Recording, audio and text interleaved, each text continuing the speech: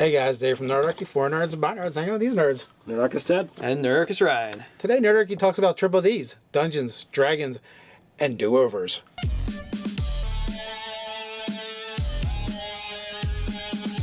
Hey, jump down to the description below where you can sign up for Nerdarchy the newsletter, get weekly gaming tips, as well as learn how to game with Nerdarchy.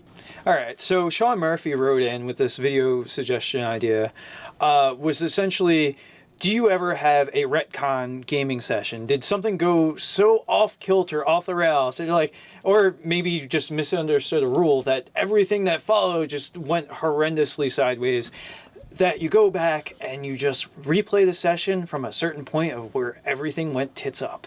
Yeah, I guess it could also fall into the same category of just redoing a round of combat, redoing a combat, or saying something didn't actually happen in a combat. But I mean, generally, our group will kind of run with the rules. Or the ruling at the time. The call, we generally let the call in the field stand. Yeah, and try and keep the game moving along. Instead of stopping the game, looking up the rule.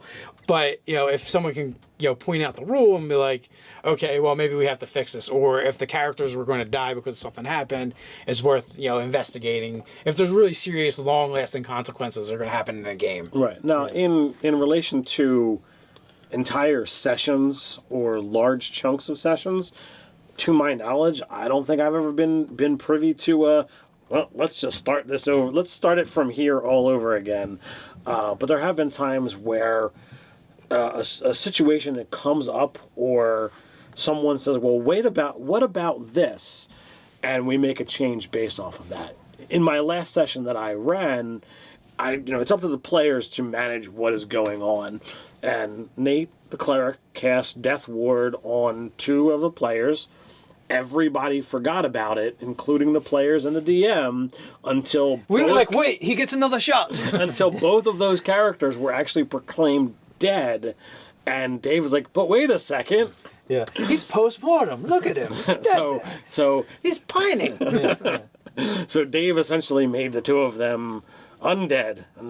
Really? Oh man, that made the encounter. Well, actually, Scott would have been undead. He would have been a zombie at that point in time because he was within the Death Tyrant's gaze. Let me tell you, zombie Aislinn would have been off the hook at parties. Yeah, that's right.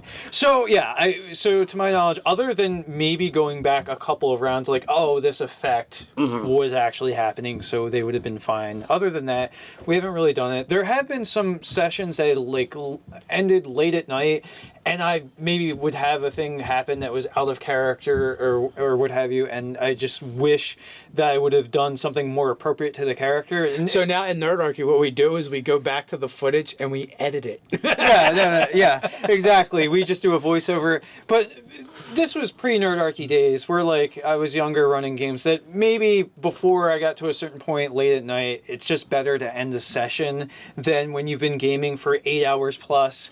And then you're like, yeah, I probably should just wrap it up so I can come back at this with fresh eyes and think about this more. You're like, you're getting tired. Oh, I'm so tired. TPK. Yeah, there you go. Now, Exactly. there are times that people will want to do that kind of thing. And if something does happen in your game because someone got angry out of game and they took it in game, perhaps something is going on in the real world that has influenced either the DM or a player, and it really mucked up what's going on, there might be a cause. There might be just reason to say, you know what, I don't like how that session left off, or I don't like how this thing happened.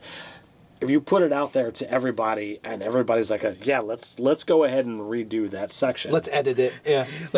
Let's take it from the point where Jeremy put the headlock on Mark right before that. Right before that happened. Yeah. Yeah, some weird shit happens at our tables sometime. Or maybe when people eject teeth from their mouth. Although that wasn't anything. Yeah. No, I wouldn't want to miss that one. That one was hysterical. If only we were recording our games back at those 2 instances. Yeah. It would have been hilarious. Yeah, I did have a redo on one of my games. Yeah? Recently. Well, not recently, but within the last couple of years. I did the family game. And I don't think my daughter was. I don't know if my daughter was playing in the session or not. She lost interest very quickly. But I totally TPK'd the party, and because of the way my wife and son were playing, so I ran the counter to completion, and then I kind of did it as a dream sequence, and then let them replay it again. Mm-hmm. Yeah. And have a different shot at it.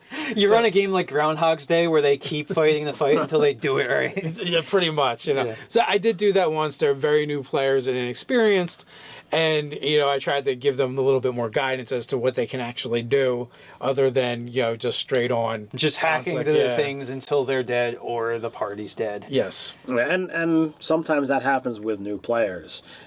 And you can either say, well, let's find a way to properly learn from this experience, or we can just, okay, well, you learned from it, you died, move on. You'll learn. You're gonna get basically your character's going to reincarnated to a character who understands how to play this game fucking better. No, just kidding. Now, in that case, like those players already saw the DM as a very adversarial role, so I definitely wanted to cultivate a better understanding of the game. I don't know if I ever got past the fact that they believe the DM is a very Clearly out to get them. adversarial role, but and they definitely Projected that. Yeah, well, even like planning and stuff, they didn't want me to hear them talking and stuff like that. It was kind of funny, So in that case, I'm like, well, how can I do this to kind of like encourage them to play the game more?